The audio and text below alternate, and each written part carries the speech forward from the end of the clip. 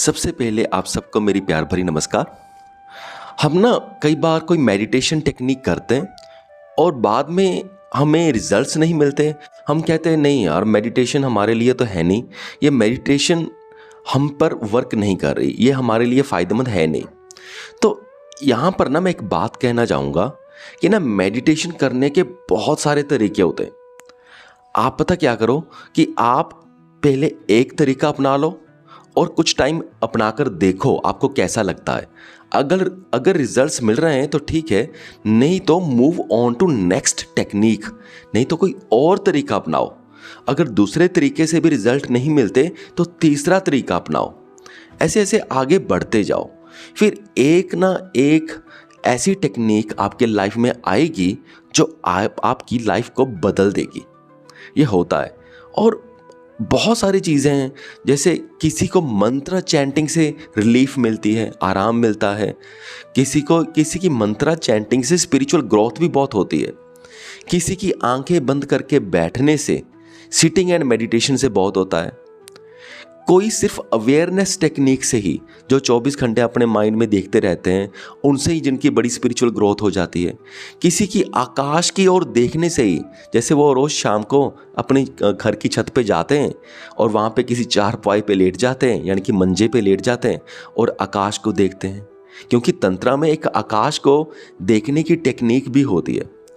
तो ऐसे ना अलग अलग टेक्निक्स को अपनाते जाएं, फिर देखें आपके साथ कौन सी टेक्निक है जो कनेक्ट करती है।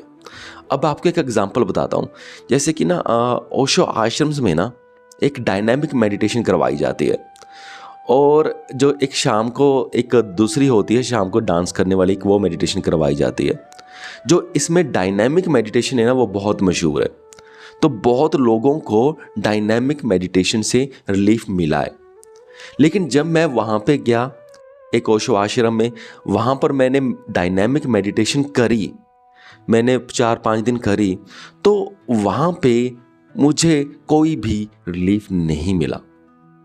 अब इसका मतलब ये नहीं है कि जो डायनामिक मेडिटेशन है वो वेस्ट ऑफ टाइम है, ऐसा बिल्कुल नहीं है। बस सिर्फ वही चीज़ है कि वो डायनामिक मेडिटेशन शायद मेरे लिए इतना काम नहीं कर रही, समझ रहे हो।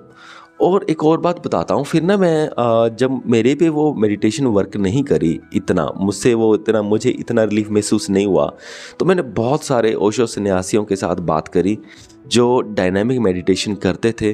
तो उनमें से मुझे और भी बहुत सारे ऐसे लोग मिले जिन्होंने मुझे कहा कि उनको भी डायनामिक मेडिटेशन का कोई ख़ास फ़ायदा नहीं हुआ।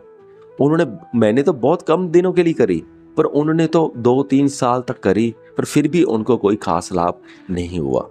तो इसका मतलब ये है कि अब वो कोई और टेक्निक को कर लो।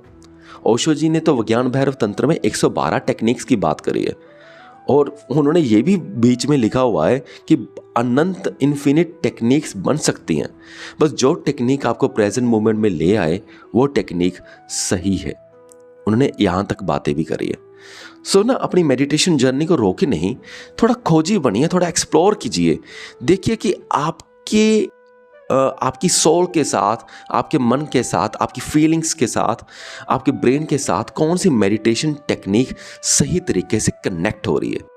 जब कनेक्ट हो गई तब आपकी बात बन जाएगी, फिर धीरे धीरे अपने आप ही आपको महसूस होने लग जाएगा कि आपकी ग्रोथ हो रही है। ठीक है। सो मुझे पूरी उम्मीद है कि आप सबको मेरा पॉइंट समझ में आ गया होगा। सो इस वीडियो को यहाँ तक देखने के लिए आपका बहुत बहुत धन्यवाद।